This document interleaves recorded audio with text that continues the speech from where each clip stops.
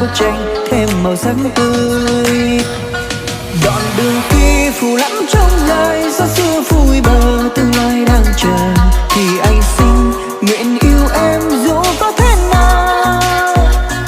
Nàng hương hoa tỏa khắp những dáng nắng khi nhẹ nhàng chờ em đến, có em bên đời thấy ôi sao bình yên, mong thời gian sẽ mãi ngừng lại. Sẽ mãi cho em tình yêu, mãi cho em bài ca, mãi cho em những điều đẹp nhất trên đời. Ngàn vì sao sẽ minh chứng tình anh gửi em, mong đến khi ta gặp nhau những đêm hôn tặng em